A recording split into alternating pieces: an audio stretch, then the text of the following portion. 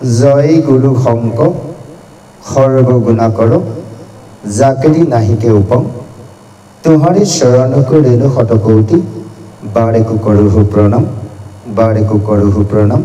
জয় জয়তে আজি বৈকুণ্ঠ ধামত সমবেত হোৱা সমস্ত ভকত ভকতনী চৰণত সেৱা নিবেদন জনাই ধাৰাবাহিক হিচাপে চলি অহা দশম শাস্ত্ৰৰ পদৰ লগত দুলৰী চন্দ্ৰৰ লগত সংগতি ৰাখি আলোচনা কৰিব বিচাৰিছোঁ। এইখিনি কৰিবলৈ যাওঁতে অবাঞ্ছিত ভুল ভ্ৰান্তি হ'ব পাৰে, সমুপূল্য ক্ষমা বিচাৰিছোঁ। কৃষ্ণ শংকৰ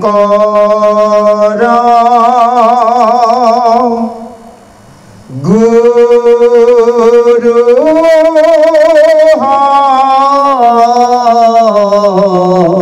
হৰি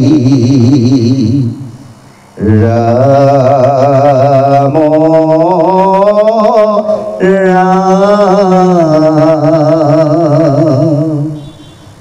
প্ৰভু ভগৱন্ত অনন্ত ঈশ্বৰ প্ৰপন্ন জনতাৰ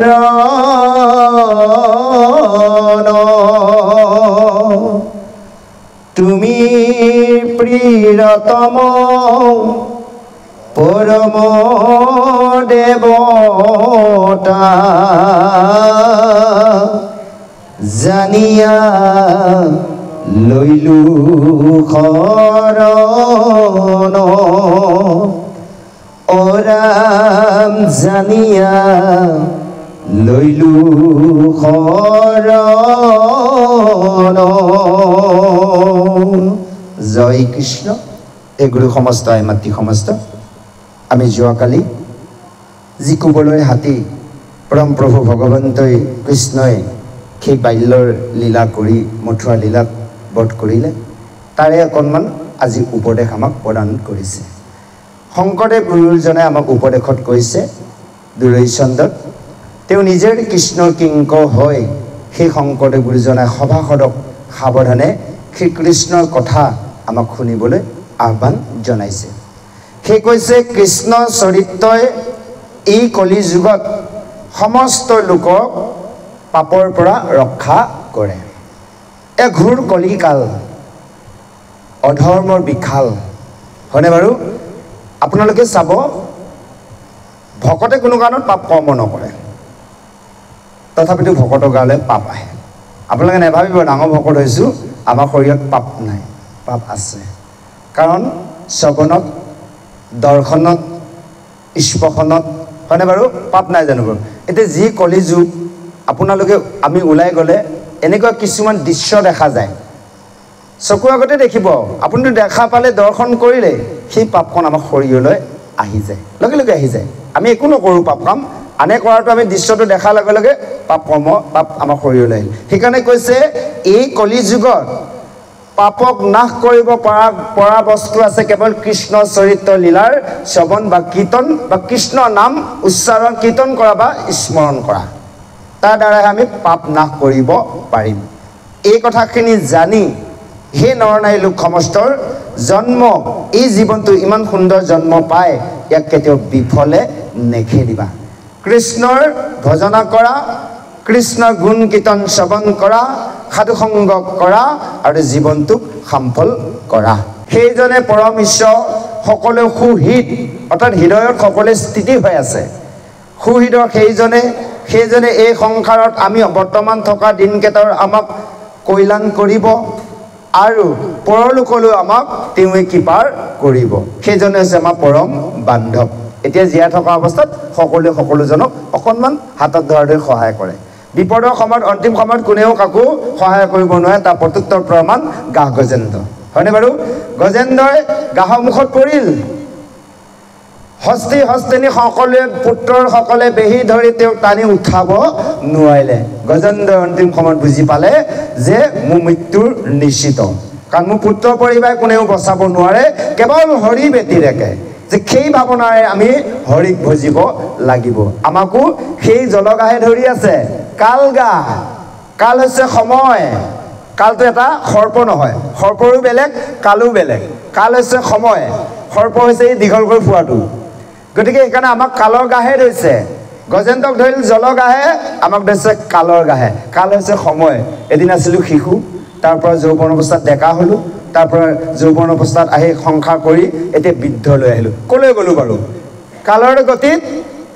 যৌৱনকাল, শিশুকাল, যৌৱনকাল গ'ল, এতিয়া বৃদ্ধকাল আহিল। সেইকাৰণে কৈছে এই সমস্তৰ পৰা আমি ইহ পৰলোকে তৰি যাব পাৰিম কেৱল পৰম ঈশ্বৰ কৃষ্ণক সুহিতভাৱে আমি ল'ব লাগিব। আৰু আমাৰ মূল শাস্ত্ৰ হৈছে গীতা আৰু ভাগৱত। এই শাস্ত্ৰই সন্মত দিছে, এই শাস্ত্ৰই সিদ্ধান্ত দিছে জ্ঞান কৰ্মত হৰিক কেতিয়াও নেপায়, কেৱল হৰি কীৰ্তন শ্ৰৱণ অৰ্থাৎ ভক্তিতহে ভগৱন্তক পাব। যে জ্ঞান আৰু কৰ্মতকৈ কেৱল আমি হৰি কীৰ্তনতহে ভগৱন্তক পাওঁ। যে যিসকলে অন্য শাস্ত্ৰৰ কথা কয়, অন্যৰ জ্ঞানৰ কথা কয়, আজি দশম শাস্ত্ৰই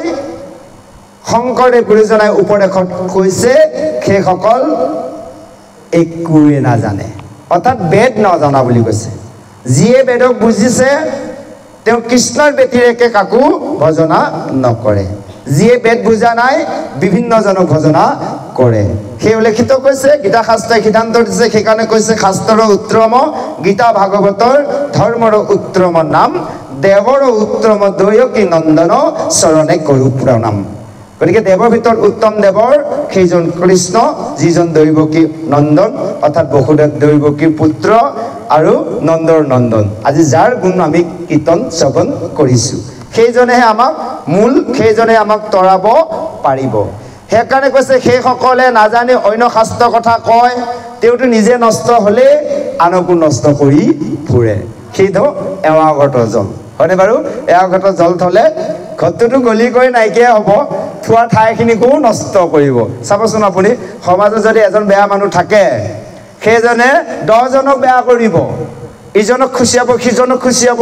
হয়নে বাৰু? একান্তভাৱে শ্ৰৱণ কৰি আছে, ওচৰতে যদি এজনক অমুকে নহয় তমুকে নহয় কৈ থাকে, এই যে একান্ত শ্ৰৱণ কৰি থকাজনো অশান্তি হ'ল, তাকে দেখি লগত ওচৰত থকা কেইবাজনো অশান্তি হৈ যায়গৈ, হয়নে বা অন্য মনস্থ হৈ যায়। তদনুৰূপ সেইকাৰণে কৈছে সেইসকলে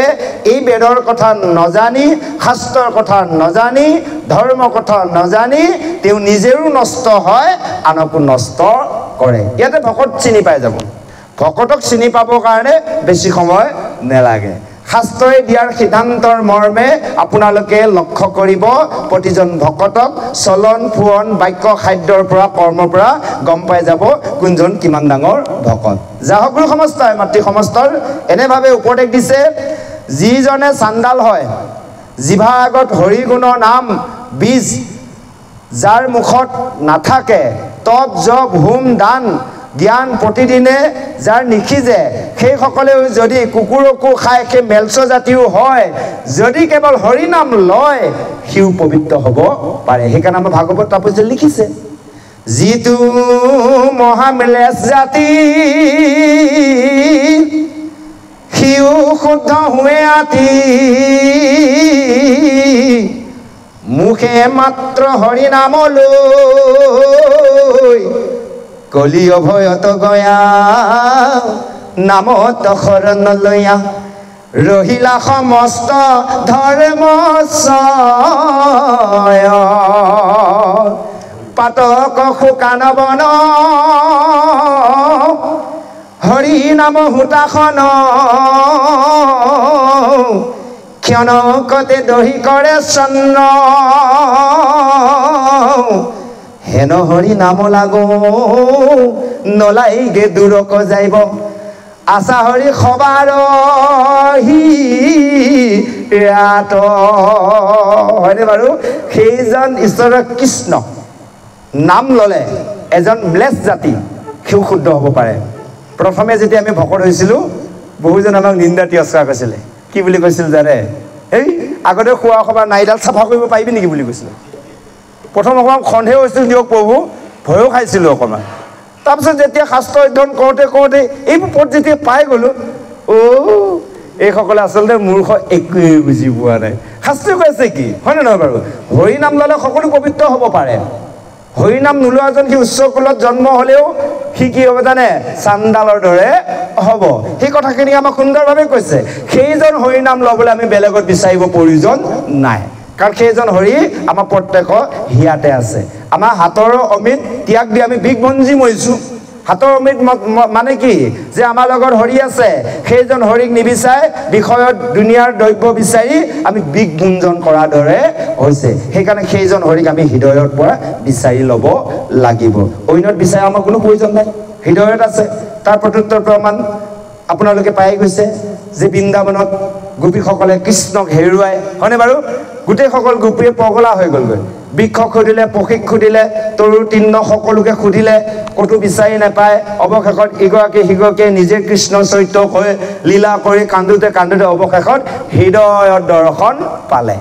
আৰু তাৰপিছত ভগৱন্তৰ স্বয়ং দৰ্শন দিলে সেইকাৰণে কৈছে কৃষ্ণ কৃষ্ণ বুলি গোপী এনেহে বলিয়া হৃদয়তে আছে কৃষ্ণ চিনিহে নোপোৱা আমিও মূঢ়মতি অন্ধ হৈ আছো হৃদয়ত কৃষ্ণ আছে চিনি নাপায় দুনিয়াৰ ঠাইত বিচাৰিছোঁ নিজৰ হৃদয়ত থকাজনক পাইছোঁ আৰু যদি আমি ভালদৰে হৃদয়ত থকাজনক চিনি পোৱা নাই তাৰ চিনি পোৱা ব্যৱস্থা হৈছে সাধু সংগ এই সাধু সংগলৈ আহিলে আমি ভালদৰে সেইজনক পৰিচয় পাম সেইকাৰণে কৈছে হৰিক ন ভজিলি অ হে ৰম নেলাগে যাবলৈ কাশী বৃন্দাবন ও বৃন্দাবনত কৃষ্ণ নাই মোহন বাংশী ভকত সঙ্গে কৃষ্ণ আছে হিৰো হয়নে বাৰু এই ভকত সংগত থকাজনক বিচাৰিবৰ কাৰণে আমি একত্ৰিত হৈছোঁ হৃদয়ত যদি আছে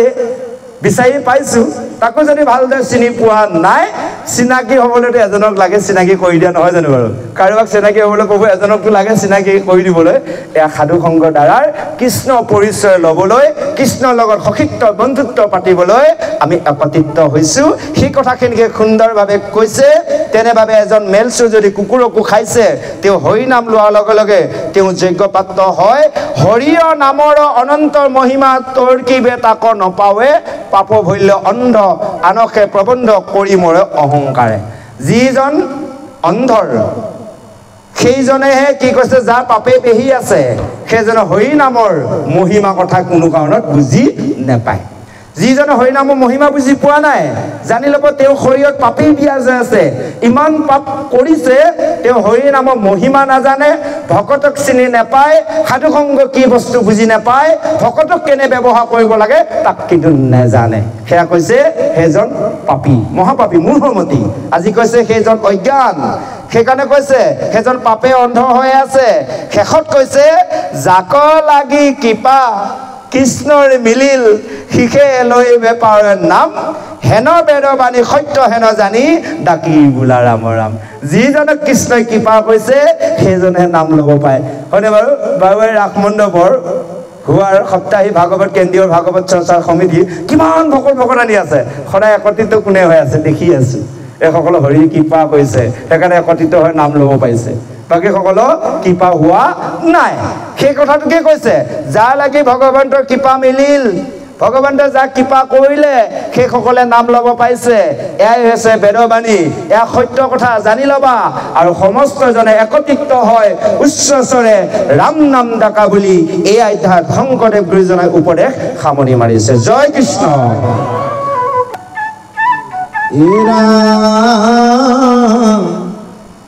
নিগদতি মুনি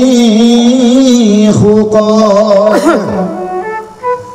নিপলিখিত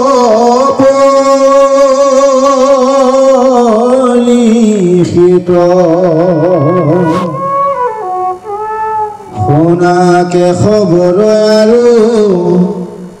আচাৰ্য চৰিত্ৰ হিৰাম জেবে ৰঙ্গ খালা পবে খিলা চমৎকাৰে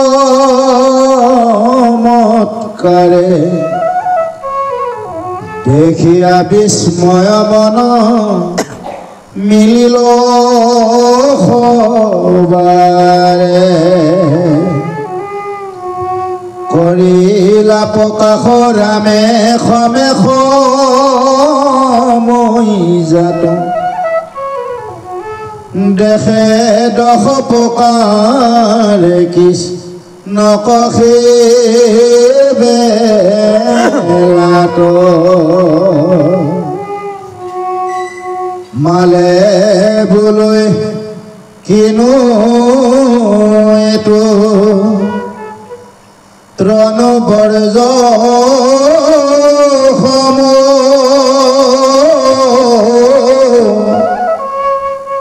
অন্য জনে বোলৈতো নৰতে উত্তম মূৰ্তিমন্ত কাম নাৰী সকলে বখানে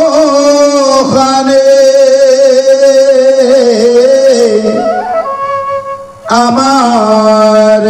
বন্ধু বোলে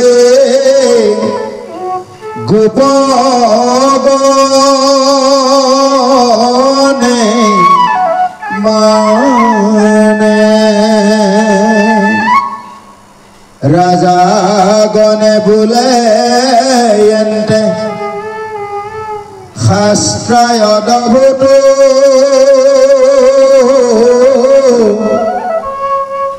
বসুদেৱ দৈৱ কিব লন্ত্ৰ মোৰ পুত্ৰ কংসে বোলে ঐ মোৰ মৃত্যু বনমালে অজ্ঞানী সকলে বোলৈ চুতহে ছোৱালী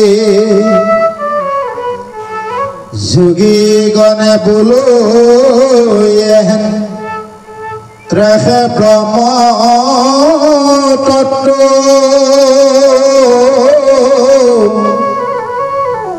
বিনচি বংশে বোলৈ এন্তে কুলৰ দৈবত এহেন্তে আমাৰ প্ৰভু পৰম ঈশ্বৰ ৰোমাঞ্চিত তনু নীৰ ঝৰে নয়ন উপজিল প্ৰেম আতি ভকতৰ মনে এহি দশ প্ৰকাৰে দে শিল সৰ্বজনে কান্ধত হস্তিৰ দান্ত দেখি বোলে কংসে ইদুই হাতত জানো মৰিব সবংখে কুবলয় পিউ লইলে ক দেখো প্ৰাণ আৰু ইটো দুই কোনাহি মুনি সমান কিনো বসুদেৱ সুত দাৰুণত জয় ভালতো দৈতৰ সবে কৰিল প্ৰলয় এহি বুলি ৰাম মাধৱ বক চাই চাই ধৈল মহাভয় ভীম সিটো কংসৰাই গোপগণ সংগে কৃষ্ণ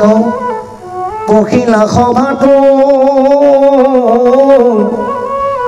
বিপৰীত ৰূপে প্ৰকাশ শিলা শিবেলাতো ৰুচিকৰ শ্যাম তনু তাতে পিতবাস অৰাম নবীন মেঘত যেন বিজুলী প্ৰকাশ জয় কৃষ্ণ। গংগা তীৰত পৰীক্ষিত ৰজাক সুগুৰুদেৱে কৈছে, হে ৰাজন পৰীক্ষিত, তুমি শুনা, ইয়াৰ পিছত সেইজন কেশৱৰ অৰ্থাৎ কৃষ্ণই কি আচৰিত আচৰিত লীলা কৰিলে মই তোমাক কম। আৰু এটা কথা আপোনালোকে জানিব, অকুৰে সেই বজ্ৰৰ পৰা মথুৰালৈ আনিছিল, তেতিয়া কৃষ্ণ বয়স আছিল 10.5 বছৰ। এয়া 10.5 বছৰ বাল্য লীলা কৰি আছে। বাল্য অৱস্থাত ইমান লীলা কৰিছে, ইমান বেছি বয়স হোৱা নাই, কিন্তু 10.5 বছৰ বয়সৰ লীলা চলি আছে এতিয়া। যা হওক, এই সময়ত সেই কৈছে পৰীক্ষিতক, চোৱা সেইজন কেশৱই কি এই বয়সতে কি আচৰিত আচৰিত লীলা কৰিছে, মই তোমাক কওঁ শুনা। এনেভাৱে সেই কোবলয়ক বধ কৰি ৰামকৃষ্ণই দুয়োজনে সেই হাতী দাঁত দুটাৰ কান্ধত লৈ তেওঁলোকে সেই ৰংগশালাৰ অৰ্থাৎ সেই সভালৈ উপস্থিত হৈছে। আৰু তাত সভাত উপস্থিত হোৱাৰ লগে লগে সকলোৱে সেই ৰামকৃষ্ণক দেখি বিস্ময় হৈছে। চমৎকাৰ, ইমান সুন্দৰ দেখিবলৈ। এতিয়া সেই যি মালৰ মল্লযুদ্ধ কৰিব, তেওঁলোকে ভাবিছে, বা এইজন কেনেকুৱা এটা ল'ৰা,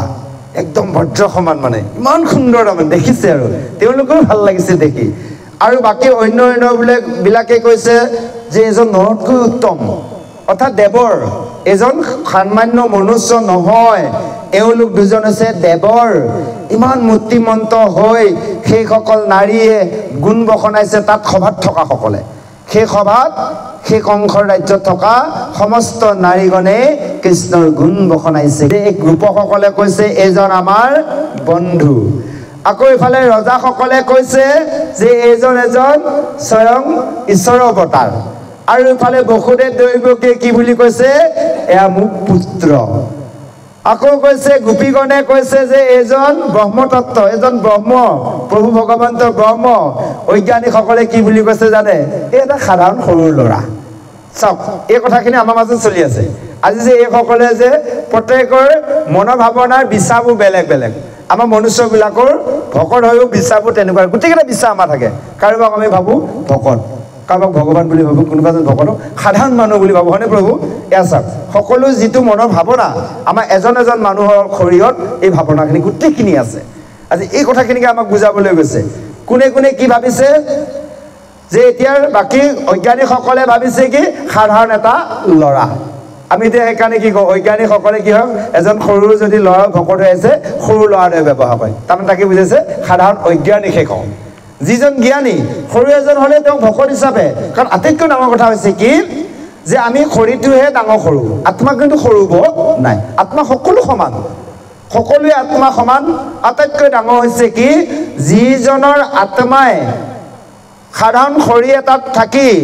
সৰু শৰীৰ এটাত থাকি যদি কৃষ্ণ বুজে, সেইটো আত্মা আটাইতকৈ ডাঙৰ আত্মা। কাৰোবাৰ মৰিবলৈ 80-85 বয়স হ'ল, 90 বছৰ বয়স হ'ল, ঈশ্বৰক যদি ভালদৰে ভজনা কৰা নাই, সাধু সংগ কৰা নাই, জানি ল'ব সেইটো আত্মাৰ শুদ্ধ আত্মা। আৰু যিজনৰ আত্মাই কম বয়সতে ভগৱন্তক ভজিব পাৰিছে, সেই আত্মাটো হৈছে ডাঙৰ আত্মা। আজি সেইকাৰণে বাকীসকলে বৈজ্ঞানিকসকলে ভাবিছে এজন সৰু ল'ৰা। আৰু সেই যোগীসকলে ভাবিছে যে এয়া ব্ৰহ্মতত্ত্ব, ব্ৰহ্ম হিচাপে চিন্তা কৰিছে। ভগৱন্তই ব্ৰহ্মৰূপে বিৰাজ হৈ আছে সকলোতে। সেইকাৰণে যোগীসকলে, যোগ সাধনা কৰা যোগীসকলে ব্ৰহ্ম বুলি ভাবিছে। আৰু বিঞ্চি বংশসকলে ভাবিছে যে এয়া হৈছে আমাৰ কুলৰ দেৱতা।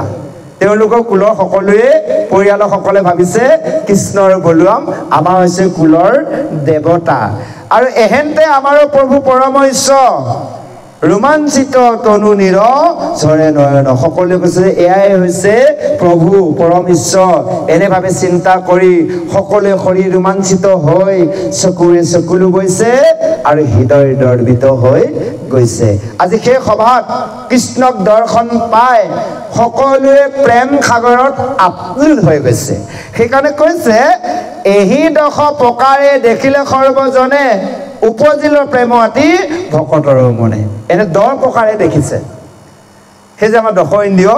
সেই 10 ইন্দ্ৰিয় 10 প্ৰকাৰে চিন্তা কৰে, বুজি পাইছে? অকণমান চুই থৈছে কথাখিনি যে সেই 10 প্ৰকাৰে চিন্তা কৰা যায় আমাৰ 10 ইন্দ্ৰিয় প্ৰতিটো ইন্দ্ৰিয়ৰ ভাৱনাবোৰ বেলেগ বেলেগ হয়নে প্ৰভু আজি চাওক প্ৰতিজনৰ ভাৱনা 10 প্ৰকাৰৰ লোক আছে 10 প্ৰকাৰৰ ভাৱনাবোৰ বেলেগ বেলেগ ভাৱনাৰ চলি আছে এই সমস্তৰ ভাৱনাক আমি এক কৰিব লাগিব এক কৰি যোগীগণে যেনেকৈ ব্ৰহ্ম হিচাপে চিন্তা কৰিছে আৰু সেই ৰজাসকলেও ঈশ্বৰ জ্ঞান কৰিছে আৰু বিঞ্চি বংশসকলেও কুলৰ দেৱতা জ্ঞান কৰিছে এনে জ্ঞানবোৰ আমি আনিব লাগিব সেই ঐজ্ঞানিকসকলৰ দৰে আৰু কংসই কি বুলি ভাবিছে জানে কংসই গম পাই গ'ল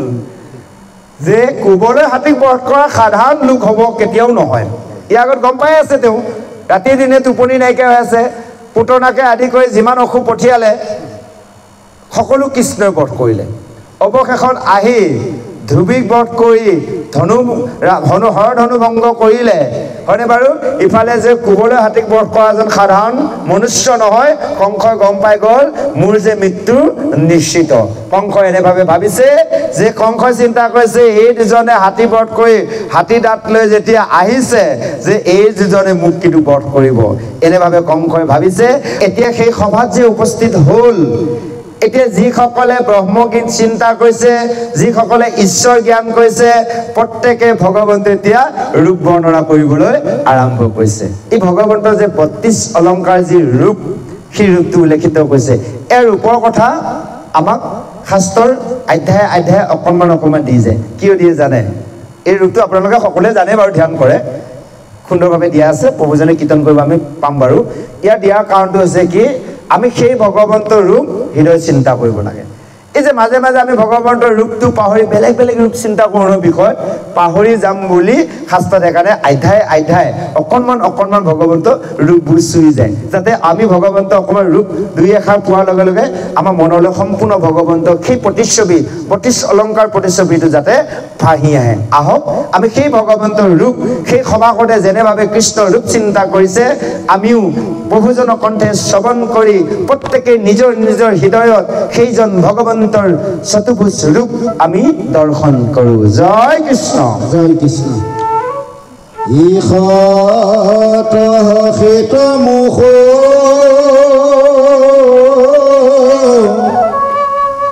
দেশন্তে সন্তোষ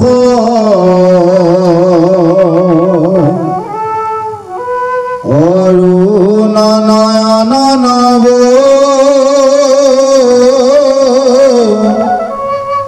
পংকজৰ কুশ সুৱলিত ভুৱদয়ে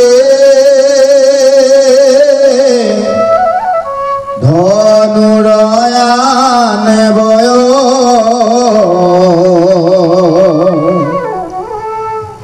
ললাটত ললিততে লোকৰত্নময়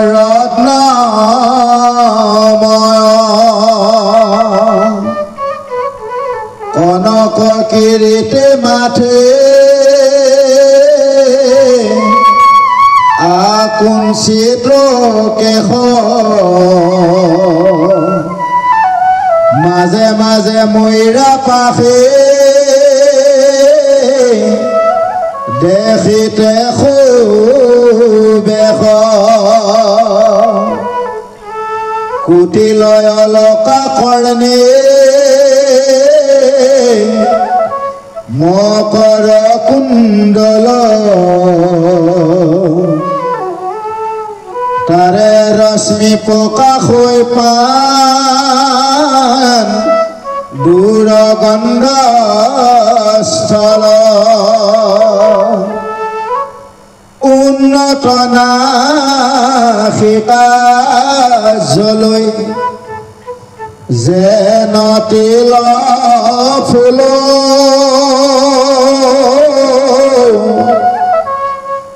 বন্দুলিত তুধিক কান্তি অধৰা তোলা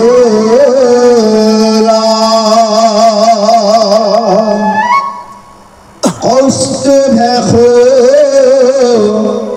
ভিতৰ কম্বু কণ্ঠ জাতে স্কাৰো বহল হৃদয় হেম মুকুতাৰো হাৰ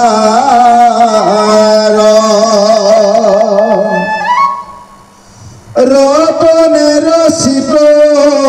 চাৰু কটিত মেখলা লুটয় পাওত কেলি কদম্ব ৰমালা অজানুলম্বিত মহা বাহু দুইখানো যেন সুৱলিত নীল ৰত্নৰ মূলান জনকে কংকন চাৰু কেৰুৱে ৰঞ্জিত ৰত্নৰ আঙুঠি কান্তি কৰে আঙ্গুলিত আর কত কর তল কিশলয় তুল হুরু করে কর সমাও বলে তুল মাটি তলু তন্তে আছই পাত পিত ভুনি চৰণে নপুৰ বাজৈ ৰুণু জুন শুনি ৰাতুল কোমল পদ পংকজ যুগল ৰত্নৰ আঙুঠি দহু আঙ্গুলি জাল আৰ কত নখ চন্দ্ৰ চন্দ্ৰমাৰ পান্তি ভকত জনৰ তাপ হুৱে উপশান্তি ৰঙা পদতল দুই দেখি মনোনীত ধৈৰ্য বজ জব পদ্ম অংকুশে অঙ্কিত পৰম মধুৰ মূৰ্তি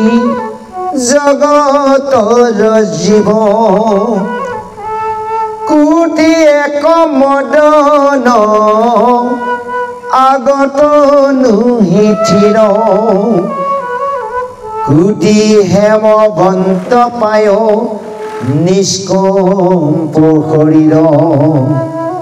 সমুদ্ৰ কোটিটো কৰি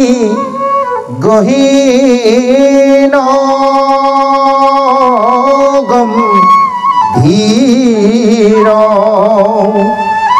সবংগেলা বৈন ৰূপ সুকুমাৰ বেশ ৰামে সমে ভৈলা আখি সভাত প্ৰৱেশ অৰঞ্চলে চতু ভিত্তি ৰংগে গোপৰ কুমাৰ যেন শিশু সিংহ দুই কৰয় বিহাৰ জয় কৃষ্ণ সেইজন কৃষ্ণ আৰু বলুৱামে যেতিয়া সেই সভাত দুইজনে কোবলৈ হাতীৰ দাঁত দুটাল কান্ধত লৈ উপস্থিত হয় সেইজন কৃষ্ণৰ এতিয়া সভাখনে ৰূপ বৰ্ণনা কৰিছে যে সেইজন ভগৱন্তই তেওঁ শৰীৰটো হৈছে শ্যাম বৰ্ণ অৰ্থাৎ নীল বৰ্ণ পীত বস্ত্ৰ পৰিধান কৰিছে আৰু তেওঁৰ শৰীৰটো যেন বিজুলী মাৰিলে যেনেকৈ চিকমিকনি এটাৰ উঠে আকাশত সেই তেনেভাৱে শৰীৰটো চিকমিকাই এটা জিলিকনি উঠিছে আৰু মুখত সুন্দৰ মধুৰ হাঁহি আৰু নয়ন দুটাৰ চকু দুটাৰ হৈছে এই পদুমৰ কোমলকৈ ওলোৱাৰ কলিটো দৰে আৰু ভুৱ যুগৰ হৈছে সেই এপাত ধনুৰ দৰে কপালত আছে সুন্দৰ তিলক সেই তেওঁ কেশৰবোৰ হৈছে অলপ ভাঁজ লগা অলপ কেঁকুৱাকৈ ঘূৰি আকৌ লিখিত কৈছে মূৰত আছে সুন্দৰভাৱে এটা ৰত্ন কিৰীটি তাৰ ওপৰত আছে একেবাৰে মৰা পাখি আচ্ছা এই ভগৱন্তৰ বাকীবোৰ ৰূপ বুজিলোঁ মৰা পাখিটো কিয় আছে বাৰু বুজিছেনে প্ৰভু জানেনে বাৰু ভগৱন্তই অন্য বেলেগৰতো পক্ষী এটাও পাখি ল'ব পাৰিলেহেঁতেন কথা এটা কৈছোঁ মৰা পাখিটো কিয় ল'লে বাৰু আমাৰ জানেনে আইসকলে প্ৰভুসকলে জানেনে প্ৰভু নাজানে যা হওক তাৰমানে বাকীখিনি বাৰু ৰূপ ভগৱন্তৰ আ অলংকাৰ সজ্জিত মৰা পাখিটোতো কোনো আ অলংকাৰ পৰা নাই হয়নে বাৰু বাকীখিনি আ অলংকাৰ সজ্জিত কৰি ৰাখিছে ইয়াৰ অৰ্থ হ'লে মৰা পাখিটো হৈছে এইটো প্ৰেমৰ প্ৰতীক মৰা পাখিটো হৈছে প্ৰেমৰ প্ৰতীক অৰ্থাৎ সেই মৰা পাখিটো ৰাধাই দিছিলে কৃষ্ণ বুজি পাইছেনে ৰাধাই কৃষ্ণৰ যিটো প্ৰেম যিটো মধুৰ সম্পৰ্ক গতিকে প্ৰেম ভাল পোৱাৰ প্ৰতীক হিচাপে ৰাধাই উপহাৰ দিছিলে ধৰি ল'লোঁ যিসকলে লাভ মেৰেজ কৰিছে বুজি পাব এৰেঞ্জ মেৰেঞ্জত ইমান বুজি নাপাব হয়নে বাৰু গতিকে আমিও তেনেকুৱা কৰি নাপালোঁ বা যা নহওক লগ বন্ধুৰ পৰা জানো আৰু কোনোবা খুব মৰমত দিয়া বস্তু এটা আজিও সযতনে ৰাখিছে হয়নে প্ৰভু তে ৰাধাই প্ৰেমৰ প্ৰতীক হিচাপে ভাল পোৱা হিচাপে কৃষ্ণক দিছিলে যে প্ৰভু তোমাক এই যেতিয়া বৰ্ণনিত বৃন্দাবনত একেলগে নিজনত বহি দুইজনে কথোপকথন কৰি থাকোঁতে এই ময়াবোৰ সুন্দৰকৈ ভগৱন্তৰ ওচৰত আহি কৃষ্ণক সদায় দৰ্শন পাবলৈ সকলোৱে বিচাৰে ন এই ময়াই যেতিয়া চানি ধৰোঁতে পাখি এটা পৰিছিলে সেই পাখিটো ৰাধাই মৰমতে বুটলি কৈছিলে প্ৰভু তোমাক কি দিবলৈ মোক কি আছে তেওঁ তোমাক প্ৰেম ভাল পোৱা হিচাপে মই এই পাখিটো দিলোঁ তুমি সযতনে ৰাখিবা সেইকাৰণে ৰাধাৰ মৰম বাবে ভগৱন্তে আটাইতকৈ ওপৰত ৰাখি থৈছে কিৰীটিৰ ওপৰত ময়ূৰ পাখিটো যা হওক সেই ময়ূৰ পাখি কিৰীটিৰ ওপৰত সুন্দৰভাৱে জিলিকি আছে আৰু নাকটো সুন্দৰ মানে উন্নত নাক দীঘল তিল ফুলৰ দৰে আৰু অধৰ ৰাতুলৰ কৈছে কণ্ঠত কৌস্তভ মুনি সুন্দৰভাৱে জিলিকি আছে হৃদয়খন বহল আৰু গলত মুকুতা হাৰ এনেভাৱে উল্লেখিত কৈছে তেওঁ কটিত মেখেলা পিন্ধিছে মেখেলা আৰু মেখেলা দেই আইসকল জানি ল'ব মেখেলা আমাৰ কি হয় আপোনালোকৰ এইফালে মাইকী চাগে আমাৰ ফালে আয়াকে গাঁৱকী মানে গালি কি গায় জানে মেখেলা নকয় বোলে মেখেলা বুলি কৈ দিয়ে সমস্যা কৰি দিব ন প্ৰভু হয়নে তাকে মেখেলিও বুলি কয় হয়নে য'ত বোলে খেলি মেলি আছে তাকে কৈছে মেখেলি আইসকলে পিন্ধাখনত সেইখনত অকণমান খেলি মেলি আছে হয় প্ৰভু সেইকাৰণে কৈছে মেখেলি ভগৱন্তৰ সেই ভাগত কোনো খেলি মেলি নাই সেইকাৰণে মেখেলা কৈছে হয়নে বাৰু সেইটো হৈছে মেখেলা এতিয়া নজনাকৈ মেখেলা কৈ দিয়ে মেখেলাও বুলি কৈ দিয়ে মেখেলিও বুলি কোৱাও আছে হয়নে আগতে আমাৰ তাতে এতিয়াও আছে আমাৰ দুই এগৰাকী আই জয় হৰি গোবিন্দ বুলি কয় আইসকলক কম এই আপোনালোকে গাই থকা নামটো অকণমান এইটো শব্দটো ভুল আছে গোবিন্দহে গৌবিন্দ নহয় সেই আজিও গৌবিন্দই গাই আছে তেনেকুৱা ধৰণৰ কিছুমান ভালদৰে সেইকাৰণে আমি কি কৰিব লাগে জানে আনকো শুনিছোঁ ঠিক চকুকেইটা আছেতো ঈশ্বৰে দিয়া শাস্ত্ৰখন আছে আমি এবাৰ চোৱাটো ভাল চকু ফুৱাই হয়নে বাৰু নিজে চাই লোৱাটো ভাল সেইকাৰণে সুধিছে চকু থাকোঁ সেইকাৰণে কৈছে চকু থাকোঁতে নহ'বা কণা খাব খুজিছে তিয়াই অনা বুজি পালে চকুকেইটা আছে যেতিয়া কিয় আমি অন্ধ কণা হওঁ হয়নে বাৰু এবাৰ নিজেও চকু ফুৱাই চাওঁ বোলে নাই অমুকজন প্ৰভুৱে ক'লে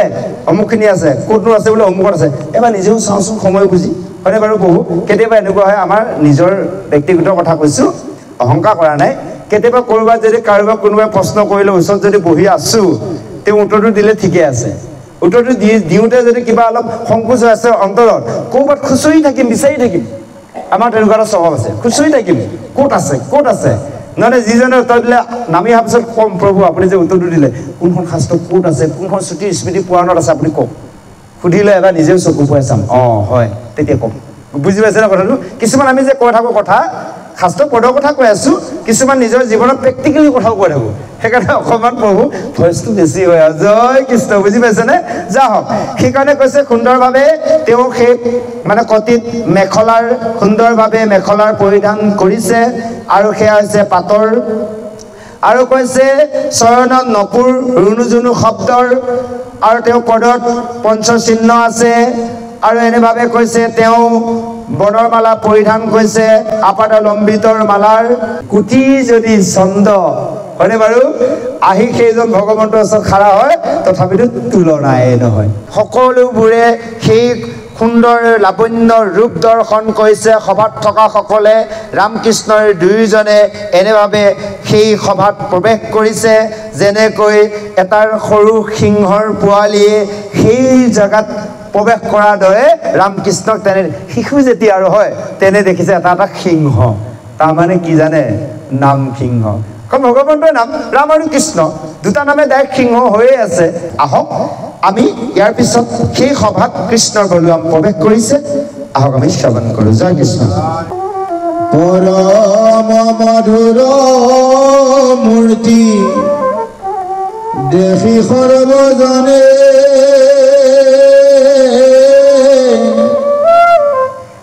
সাঙ্গেশ্বৰিয়া সায় সায় নয়নে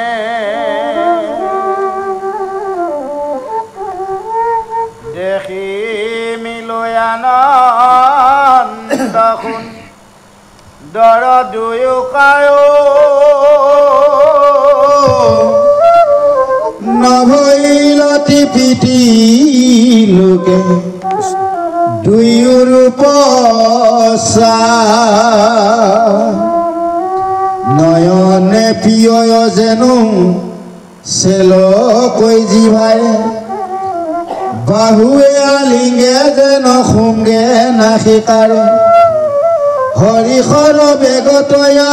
কুল ভৈলচিত আনন্দে লুটক পৰৈ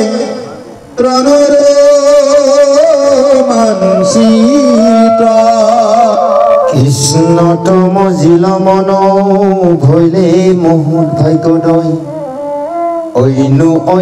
লোকে কথা হৰিষে কহয় যাৰ গুণ মহিমা বনে আছো শুনি সেইটো কৃষ্ণক দেখো নয়নে আপুনি দেখা ৰূপ গুণ কেন হসিত আলাপ নিভয়ে ভমন্ত আতি প্ৰগলভ প্ৰভাৱ আহানকাই যত কোনে বুলিবে মানুষ নিশ্চয় জানিলো কৃষ্ণ পৰম পুৰুষ নাৰায়ণ অংশ দুয়ো দেখিও সাক্ষাৎ বসুদেৱে গৃহে দৈব কীট ভৈলা জাত গোকুলত থৈলা নিয়া বসুদেৱে দৰে একেত কাল গুপুতে বা শিলানন্দ ঘৰে শিশু বয়সতে আতি এন্তে ভগৱন্ত তনপানে পুতনাৰো কৰিলান্ত অন্ত্ৰ চক্ৰবাক দৈত্যক মাৰিলা চিপি গল উভঞ্জিলা জোনক টানিউৰু খন বধিলা বৎসক ধৰি হানি মেলি ভিৰি বকুকো মাৰিলা এন্তে থুতে ধৰি চিৰি সৰ্পৰূপী অঘৰু কৰাইলা মুণ্ডা চুত সবান্ধৱে বধিলা ধে নুক দৈত্ৰ গোত এহেন্তে বধিলা দুষ্ট বিষধৰ কালি ফনাৰে চৰিয়া নাচি গুচাইলা নিকালি এহেন্তে সে বায়া বেন্ত পিলা বৰ্ণাগিন কৰিলা উদ্ধাৰ হবে গোকুলবাসী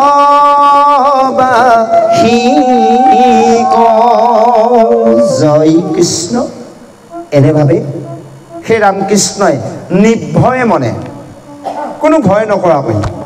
এতিয়া কিছু ক'ৰবাত জেগাত আমি মানুহবোৰে বা যিকোনো ঠাইত গ'লে অকণ বহুত ভয় এটা থাকে এইখন সমাজত আহিছোঁ ভয় ক'ৰবা এখন নতুন ঠাইত আহিছোঁ অলপ বহুত ভয় এটা থাকে সেই ৰামকৃষ্ণ কাৰো প্ৰতি ভয় নাই নিৰ্ভয়ে মনে দুইজনে আনন্দিত মনে ঘূৰি ঘূৰি ফুৰি ফুৰি গৈ সেই সভাত উপস্থিত হৈছে সেই উত্তম বেশ দুইজনকে দেখি সমস্ত জনৰ কেৱল একেঠিয়ে চকুৰ নিৰীক্ষণ কৰি চাইছে যে সকলোৱে দেখোঁতে এনেকুৱা লাগিছে চকুৰে কেৱল মানে দৰ্শনত চকুৰে সেই ৰূপ মানে পান কৰিছে জিভাই এনেকুৱা লাগিছে কেৱল এবাৰ চেলেকি চোৱাৰ মানে চাইছে আৰু কৈছে তেনেকৈ মানে কৈছে আকৌ বাহুৱে বা আলিংগন কৰা সেইজনৰ ৰূপ দেখাৰ লগে লগে ৰৈ থাকিব পৰা নাই ধৰি লওক খুব মৰম লগা এটা শিশু দেখাৰ লগে লগে যিয়ে নহওক অন্য নকৰিলেও কোলাত নললেও এবাৰ গালখনকে স্বীকৃতি থাকিব মৰমৰে বাৰু কথাটো কৈছোঁ তাতোকৈ অধিক সুন্দৰ কোটি চন্দ্ৰতকৈ অধিক সুন্দৰ সেইজন ভগৱন্তক দেখি সকলোৰে ইন্দ্ৰিয়বোৰে সকলো যিমানবোৰ আমাৰ লগত থকা ইন্দ্ৰিয় তাত সভাসদত থকা সকলৰ লগতো আছে সেই ইন্দ্ৰিয় এবাৰ সকলোৱে লাই চুই থৈ আহিলগৈ যদিও ডাইৰেক্ট ওচৰত যায় চোৱা নাই সেই মন ইন্দ্ৰিয়ৰ লগতে বাকী দশ ইন্দ্ৰিয়ই এবাৰ সেই ভগৱন্তক স্পৰ্শ কৰি আহিছে যে কৃষ্ণক দেখাৰ লগে লগে সকলোৱে ভাগ্য উদয় হ'ল অন্য সকলে ইজনে সিজনে আলোচনা কৰিছে যিজন কৃষ্ণৰ গুণৰ কথা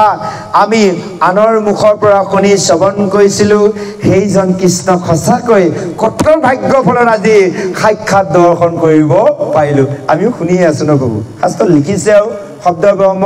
সেই আখৰকেইটা চাইছোঁ পঢ়িছোঁ শুনিছোঁ অকণমান লগ পোৱা যেন লাগে সাধু সংগত থাকি লাগে এই যে আজি দৰ্শন পালে শুনি থকা সকলে এই যে আপোনালোকে একান্তভাৱে শুনি আছে পাবই দৰ্শন জয় কৃষ্ণ নোপোৱা কথাই নাই এতিয়া গোটেই সকলে কৈ আছে সেই মথুৰাত কাৰ ভয়ত আছিল কংস ভয়ত কৃষ্ণক খোলা মঞ্চভাৱে ভজিব পৰা নাছিল হয়নে বাৰু আমাৰ লগতো কংস আছে সেই কংস ভয়তে আমি ভজিব পৰা নাই সেই কংসটোৰ কাৰণে আমি দিনে ৰাতে ধন টকা পইচাৰ লগত দৌৰি ফুৰিছোঁ গতিকে মনে মনে ভজি থকা গৈছে আৰু তাৰ মাজতে এই ভজোতে এই যে শুনি আছোঁ ৰূপ বৰ্ণবোৰ এদিন অন্তিম সময়ত সকলোৱে সেইজন কৃষ্ণ এই ৰূপ আজি মথুৰাবাসীয়ে দৰ্শন কৰা দৰে আমিও দৰ্শন কৰিব পাৰিম সেই কৈছে দেখা ৰূপ গুণ কেন হকিত আলাপ নিৰ্ভয়ে ভৱন্ত আতি প্ৰগলভ প্ৰভাৱ যে দেখাৰ কি সুন্দৰ ৰূপ সেইজন হৰি কেৱল চাই থাকিব মন যায় দেখা কি ধুনীয়াকৈ একদম নিৰ্ভয় মনে কোনো ভয় নকৰাকৈ তেওঁ কি কৈছে এনেভাৱে ভ্ৰমণ কৰি এই সভাসদত আহিছে তাহানো কাৰ্য কেনে বুলিবে মানুহ নিশ্চয় জানিলোঁ কৃষ্ণ পৰম পুৰুষ এইজন কোনেনো মানুহ বুলি ক'ব কোনো কাৰণত মানুহ নহয় এই কৃষ্ণ আমি জানিলোঁ এইজনে হৈছে পৰম পুৰুষ ভগৱন্ত আজি সভাসদে গম পাই গ'ল আমিও আজিৰ পৰা বুজি পালোঁ যে এইজন কৃষ্ণ সাধাৰণ মানুহ নহয় ভগৱান অৰ্থাৎ এই ভাগৱত দশম শাস্ত্ৰ সাধাৰণ শাস্ত্ৰ নহয় স্বয়ং ভগৱান ইয়াতে বিৰাজ হৈ আছে দৈৱকী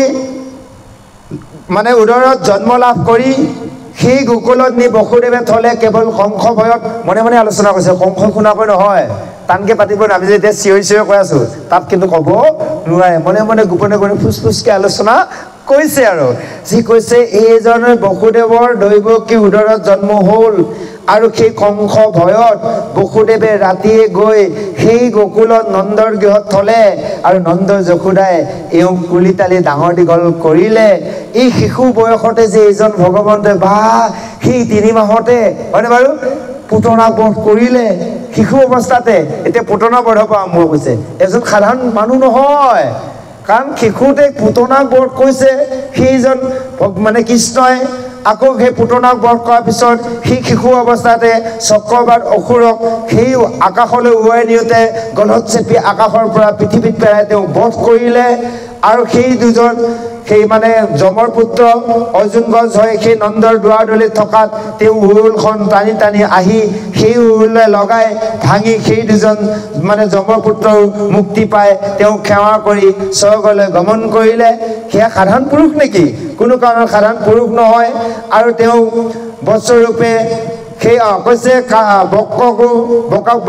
বধ কৰিলে ঠোঁটে ধৰি 2 ঠোঁট ফালি দিলে আৰু সৰ্পৰূপী অঘকো তেওঁ কেনেভাৱে বধ কৰিলে এইসকল আৰু ধেনু দৈত্যকো বধ কৰিলে এয়া সাধাৰণ পুৰুষ নেকি বাৰু আৰু সেই বিষৰ কালি সেই হদত সেই কালিকো দমন কৰিলে যে সেই কালিকো দমন কৰিলে এয়া সাধাৰণ পুৰুষ নহয় হয়নে বাৰু এই যে শিশু অৱস্থাতে সেই 10.5 বছৰ আগতে সেই 10 বছৰ বয়সলৈ জন্মৰ পৰা কম লীলা কৰিছেনে বাৰু ভগৱন্তই সেই কৈছে এহেন্তে বধিলা দুষ্ট বিষধৰ কালি ফনাৰে চৰিয়া নাচি গুচাইলা নিকালি এহেন্তেকে বায়া বেন্ত পিলা বৰ্ণাগিন কৰিলা উদ্ধাস হবে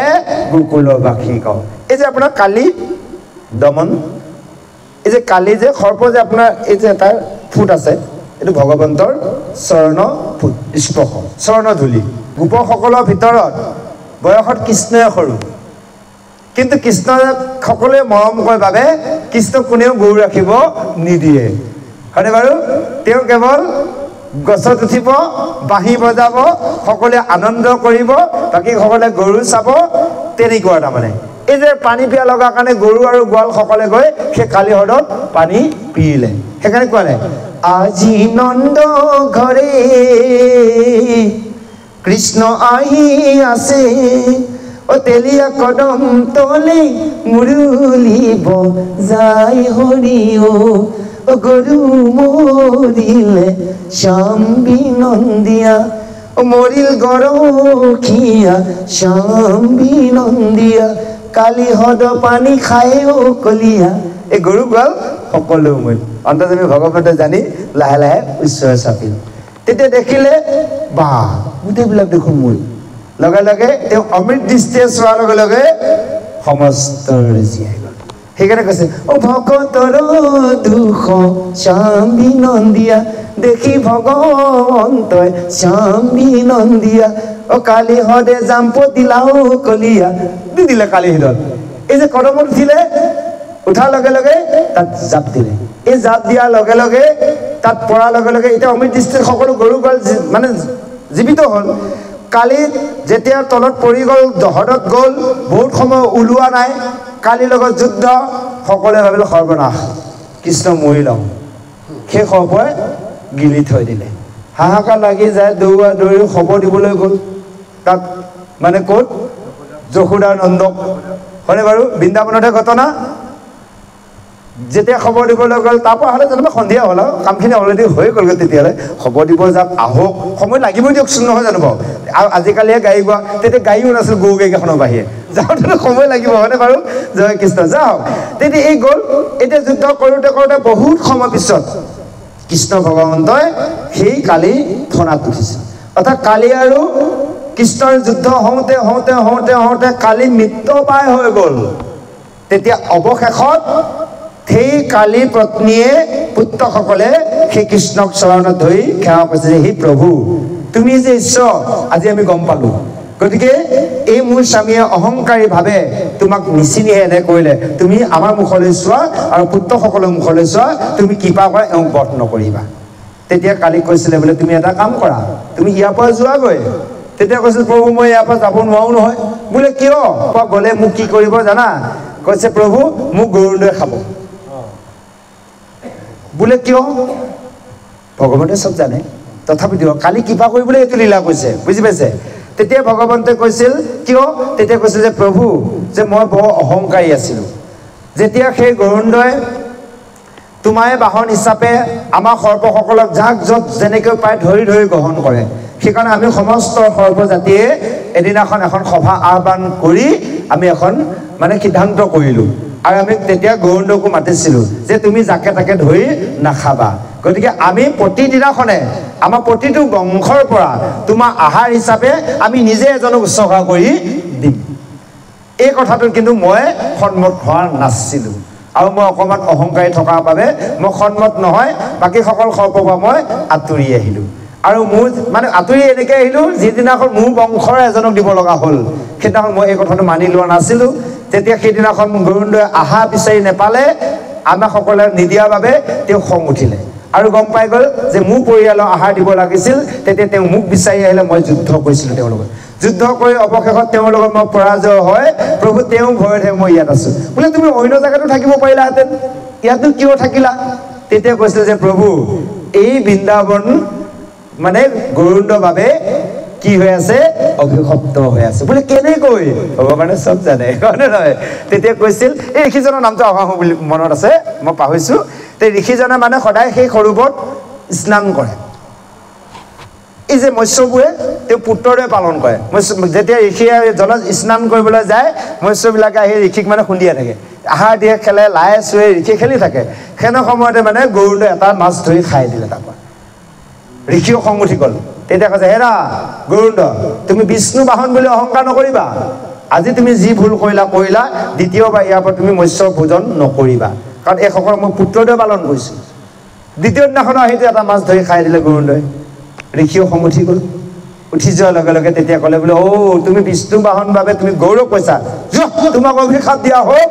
আজিৰ পৰা এই হ্ৰদতে নহয় এই এলেকাত যদি তুমি প্ৰৱেশ কৰা তুমি ভস্ম হৈ যাবা ঋষি সাপ গৰুড়ে আহিব নোৱাৰে এই কথাটো কালিয়ে জানি সুবিধা বুজি আহি সেই হ্ৰদত লুকাই আছিলে সেই কথাখিনি যেতিয়া কৃষ্ণই গম পাই গ'ল তেতিয়া ক'লে বোলে শুনা তুমি ইয়াত থাকিলে সৰ্বনাশ হ'ব কাৰণ বৃন্দাবন মই পবিত্ৰ কৰিলোঁ তুমি যোৱা বোলে প্ৰভু মই কেনেকৈ যাম বোলে তুমি চিন্তা নকৰিবা মই তোমাক নিৰ্ভয় দিলোঁ সেইকাৰণে গোটেই মানে সহস্ৰ ফণাত কালি ফণাত ভগৱন্তই এটা এটাকৈ নৃত্য কৰিছে গম পাইছেনে সেইকাৰণে কৈছে কালিয় শিৰতে উঠি আনন্দই নাচয় হৰি ইটো ফণা পোৱা সিটো ফণা পোৱা ইটো ফণা কৈছে চোৱা মোৰ চৰণৰ ৰেণু তোমাৰ শিৰত আছে যেতিয়া গৰুড়ে আগুৱাই আহিব তোমাৰ যেতিয়া কপালত মোৰ চৰণত ৰেণু দেখিব ফুট দেখিব পদধূলি দেখিব সৰ্প পিছুৱাই যাব কি কয় গৰুড়ে পিছুৱাই যাব তোমাক গ্ৰহণ নকৰে বুজি পাইছেনে প্ৰভু তেতিয়া ধৰি ল'ব আমিও সেয়া মানে কি জানে কালি সৰ্প এই যেতিয়া আমাৰ এই ভগৱন্তৰ চৰণৰ ৰেণু থাকিব আমাকো কোনেও মানে গ্ৰহণ কৰিব নোৱাৰে তত্ত্বটো সেইটো বুজাইছে গম পালেনে বধিলা বুলি কৈছে মানে তেওঁ যিটো বিষাক্ত যিটো দুষ্টৰ স্বভাৱটোৱে বধ কৰিছে কালিক বধ কৰা নাই সেই কৈছে ফণাৰে চৰিয়া নাচি গুচাইল নিকালি তেওঁ তাৰমানে যিটো ভয় আছিলে তেওঁ ফণাই উঠি সকলো ফণাই কাৰণে চাব সৰ্পবিলাকৰ বিষাক্ত সৰ্পবিলাকৰ বহু বগা বগা ফুট এটা আছে চাবচোন ফেটি সাপটো দেখিলে কেতিয়াবা যে লক্ষ্য কৰিছে চাব বিষাক্ত সৰ্পবিলাকৰ শিৰত এটা বগা বগা ফুট আছে এইটোৱে তত্ত্বটো এই কালি তত্ত্বটোতে দিছে যা হওক সেই এনেভাৱে গকুলবাসীক নিৰ্ভয় প্ৰদান কৰিলে অৱশেষত সি তেতিয়া গৈ গোপবাসী ওলাওঁতে সন্ধিয়া সময় হ'ল ৰাতি হ'ল যেতিয়া আৰু সি বনতে থাকিব লগা হ'ল আহিবও নোৱাৰে কাৰণ এবাৰ জংঘল আছে আগতে বাঘ সিংহ বেছিতো প্ৰভু আজিকালি নাই আজিকালি মানুহে বাঘ হ'ল যা নহওক তেতিয়া কি কৰিলে ৰাতি থাকিব লগাতে সেই বনতে জুই লাগিলে জুই এতিয়া সকলোকে পুৰি মাৰিব ভগৱন্তই লীলা দ্বাৰা সেই অগ্নিকো নিজে ভক্ষণ কৰি গোটেই গোকুলবাসীক ৰক্ষা কৰিলে আহক ইয়াৰ পিছত এনেভাৱে সেইসকলে মানে সেই সভাত থকাৰ মথুৰাৰ সভাত থকা লোকসকলে নাৰীসকলে ইজনে সিজনে মনে মনে এয়া ভগৱন্তৰ গুণ লীলাৰ মানে বখনাই আছে কাৰণ আমি সমস্তই জানিব যে লাগিব সেই আমাৰ সমস্তৰ বাবে গুণ বখনাইছে আহক ইয়াৰ পিছত আৰু সুন্দৰভাৱে পদে আগবাঢ়িছে আমি শ্ৰৱণ কৰোঁ জয় কৃষ্ণ মহভঙ্গ সঙ্গে বড় শিলা পুৰন্দৰ 7 দিন একে হাতে ধৰিলা মন্দৰ বাট দৃষ্টি হন্তে নিষ্ঠা লীলা গোপপুৰ এহেন্তে কৰিলা মহেন্দ্ৰ দৰ্প চুৰ গোপিকা সহিতে এন্তে কৃষ্ণে বাহু মেলি কৰিলন্ত শৰতৰা তিতৰা সকেলি দাৰুণ দুৰ্জয় দুষ্ট গোপীৰ বিপক্ষ মাৰিলন্ত এন্তে শংখ চুৰ নামে যক্ষ গোপ বৎসক বদনামিত কৰিলন্ত প্ৰাণ এন্তে কৃষ্ণ অৰিষ্ট দৈত্য কলৈলা প্ৰাণ কেশিৰো কৰিলা কাল এন্তে নাৰায়ণ এন্তে হন্তে দুষ্ট দৈত্য ভূমৰ মৰণ এহিতো সহিত মুখ দেখি গোপ গোপীগণে পিয়ে যেন অৰ্মিত নয়নে অনুসৰণে বৰ্জবাসী সবে এৰাই সংসাৰৰ তাপ এহিতো মুখৰ পাই মধুৰ আলাপ ৰাখি বন্ধ যদু বংশ এন্তে ভগৱন্তে শ্ৰীযশ মহতৰ বাহিবে এন্তে হেন্তে আনে জ্যেষ্ঠ আনে শ্ৰেষ্ঠৰে দেখা ৰাম কমল লোচন কলম্বক বধি দুখ কৰিলা মোচন ৰাম পুৰাণ পুৰুষ দুয়ো আচন্ত পৰি ভকতক ৰাখি মন্ত দুষ্টক সংহৰি আমাৰ মিলিল আজি কিনো মহাভাগ হেন ৰাম কৃষ্ণক দেখিবি পাইলো লাভ এহি মতে লোকে যেবে কৰি গলাব ভৱন্তে আচন্ত বাদ্য মল্ল মহোৎসৱ নখহিলা শুনিয়া চানুৰ মহামাল আইলা আগবাঢ়ি বীৰ কৰি আচপাল ৰাম কালে গাখিলে কটাক পাইবে কবি বুদ্ধি বুলিবে লাগিলা ৰাম কৃষ্ণ সম্বন্ধী হে নন্দন সুত কৃষ্ণ হে বলৰাম মহাবলশালী দুয়ো বীৰ অনুপম শুনি বাহু যুদ্ধত কৌশল দুই ভাই দেখিবাক লাগি ৰাজা আনিলা মতাই অৰাম নিপতিৰ প্ৰীতিয়াতে সাধু দুই ভাই ৰাজা তুষ্ট ভৈলে মহা ও কৈলা নক পাই জয় কৃষ্ণ এনে ভাবে সেইজন কৃষ্ণই সেই সভাসতে আলোচনা কৰি আছে মনে মনে যে সেইজন কৃষ্ণই সেই পুৰন্দৰকো মহভংগ কৰিলে যেতিয়া সেই আপোনালোকে পাই আছে ইয়াৰ আগত তথাপিতো আমাক মনত পেলাই দিছে এই যে কথাখিনি যে চুই দিছে এই যে আপোনালোকৰ লীলাবিলাক পাই আহিলে ক'ত পাহৰিছে নেকি বুলি এবাৰ মনত পেলাই দিছে তেতিয়া সুধিছিল যে পিতৃ যে ইন্দ্ৰক যে পূজা কৰা ইন্দ্ৰৰ পৰা কি লাভ হয় ইন্দ্ৰই কি সহায় কৰে বোলে মেঘৰ দ্বাৰা বৰষুণ দিয়ে বোলে ইন্দ্ৰই বৰষুণ নিদিয়ে নহয় বৰষুণ এই গোবৰ্ধন পৰ্বতেহে দিয়ে গতিকে তুমি পৰ্বতত পূজা কৰা ভগৱন্তৰ মায়া শিশু যদিও কৈছিল নন্দই ভাবিল কথাটো নোহোৱা নহয় কাৰণ পৰ্বতৰ জংঘল থকাৰ কাৰণে বৰষুণ হয় এতিয়া আমি চব জংঘল কাটি কুটি শেষ কৰি ইয়াত বৰষুণে নহ'ব হয়নে বাৰু মৰুভূমি হৈ যাবগৈ গতিকে পৰ্বতত জংঘল থকাৰ বাবে পৰ্বতৰ দ্বাৰাহে বৰষুণ হৈ আছে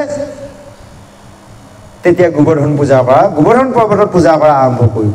বোলে শুনা ইন্দ্ৰক পূজাই দিয়া একো লাভ নাই গোবৰ্ধনক পূজাই দিয়া গোবৰ্ধনে আমাক সকলোকে ৰক্ষা কৰিব তেতিয়া গোবৰ্ধন পূজা যেতিয়া আৰম্ভ কৰিলে ইন্দ্ৰই যেতিয়া ভাগটো নেপালে ইন্দ্ৰৰ খং উঠি গ'ল গতিকে ভাবিছে কি এই বজ্ৰবাসীক গোকুলবাসীক একদম 7 দিন ধুমুহা বৰষুণ দি ইহঁতক নাইকিয়াই কৰিম আৰু 7 দিন বৰষুণ দিলে বাতবৃষ্টি অকল বৰষুণে নহয় শিল ধুমুহা ঢেৰেকণি বিজুলী কোনেও ক'তো ওলাব নোৱাৰে গতিকে সেইজন ভগৱন্তে সেই 7 বছৰ বয়সত এটা আঙুলি কেয়া আঙুলিয়ে সেই গোবৰ্ধন পৰ্বতক ওলোটা কৰি দাঙি হয়নে বাৰু ছাতি দৰে ধৰি এখন হাতে বাঁহী বজাই এখন হাতে পৰ্বত ধৰি সমস্ত গোপবাসীক ৰক্ষা কৰিলে সেই কথাটো কৈছে ইন্দ্ৰ মুখভংগ কৰিলে সেই কেশী আৰু বৈম্য দৈত্যকো এনেভাৱে সেইজন ভগৱন্ত নাৰায়ণে বধ কৰিলে লীলা কৰি আৰু সেয়ে কৈছে সেহেতু হৰিক মুখ দেখি গোপীগণ পিয়ে যেন অমৃত নয়নে অনুক্ষণ যে সেইকাৰণে সেই গোপীসকলে সদায় সেইজন ভগৱন্তক সেই মুখ দৰ্শন কৰি সঁচাকৈ সদায় অমৃত পান কৰিছিল কম ভাগ্যৱন্ত আছিল নে সেই বজ্ৰৰ গোপীসকল আজি সেইসকলে আলোচনা কৰিছে সেই সভাসদৰ লোকসকলে বা গোপীসকলে সেইকাৰণে কৈছে এইজন ভগৱন্তই এই যদুবংশৰ সকলোকে সেইজন ভগৱন্তই ৰক্ষা কৰিব আৰু শ্ৰীযশ এই ভগৱন্তৰ দ্বাৰা সকলো শ্ৰীযশ বাঢ়িব এনে শ্ৰেষ্ঠ দেখা ৰাম কমললোচন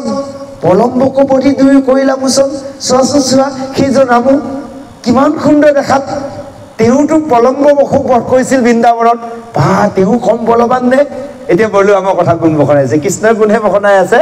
বলুৱামৰ গুণও বখনাইছে চোৱাচোন চোৱা সেইজন দাদাৰ শ্ৰেষ্ঠ ৰামক ইমান কমললোচন পলম্বক বধ কৰিছিল সেইজন আৰু কৈছে এয়া হৈছে দুইজন পুৰাণ পুৰুষ পূৰ্বপুৰুষ একেবাৰে আদি পুৰুষ আৰু তেওঁলোকে সৃষ্টি মূল গতিকে এই দুইজন অৱতাৰ ধাৰণ কৰি জন্ম লৈছে পুৰাণ পুৰুষ দুইজনে আৰু ইয়াৰ দুষ্টসকলক দমন কৰি ভকতসকলক ৰক্ষা কৰিবলৈ ধৰ্ম স্থাপিত কৰি ৰাখিবলৈ এই দুজনে অৱতাৰ ধাৰণ কৰিছে আমাৰো যে আজি কি মহাভাগ্যৰ উদয় হ'ল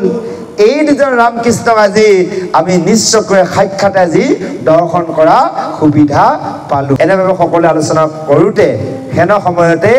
তেতিয়া যুদ্ধৰ বাদ্যৰ ধ্বনি আৰম্ভ হ'ল এই যেতিয়া যুদ্ধৰ বাদ্যৰ ধ্বনি আৰম্ভ হ'ল আৰম্ভ হোৱাৰ লগে লগে সেয়ে তেতিয়া চানুৱে কি কৈছে সেই মানে মল্লক ভিতৰত চানুৱে সৰ্বশ্ৰেষ্ঠ আছিল চানুৱে তেতিয়া মাত লগাইছে কালৈ মাত লগাইছে কৃষ্ণক কৈছে হেৰ নন্দৰ সুত কৃষ্ণ আৰু বলুৱাম তোমালোক বোলে মহাৰ বলৱান শুনিব পাইছো সেই বৃন্দাবনত তোমালোকে এনেভাৱে সমস্ত গোপসকলৰ লগত তোমালোকে গৰু চৰাতে মল্ল যুদ্ধ কৰা জানিব পাইছো দুইজন বাহুবলী শুনিব পাইছো দিয়া তোমালোকে আহা এই ৰংগমঞ্চত আমি অকণমান মল্ল যুদ্ধ কৰোঁ এতিয়া সেই চানুৱে কৈছে যে শুনা ৰজাৰ কুশলৰ কৰ্ম প্ৰজাই কৰিব লাগে এতিয়া ৰজাই এই ৰংগমঞ্চ সাজিছে আজি কংসৰ মহাৰাজে এতিয়া তোমালোক দুজনক যে অক্ৰূৰদাই মাতাই আনিছে এইয়া ৰংগমঞ্চত তোমালোক দুজনৰ কথা শুনি আছে যে মহাবলৱান আৰু তোমালোকে মল্ল যোদ্ধাও গতিকে আমাৰ লগত তোমালোকে যুদ্ধ কৰা অকণমান এই যুদ্ধ যদি তোমালোকে আমাৰ লগত কৰা কংসৰো মনত আনন্দ পাব গতিকে আমাৰ কামনা হৈছে ৰজাক আমি আনন্দ দিয়া আহা আমি কেইজনে অকণমান যুদ্ধ কৰোঁ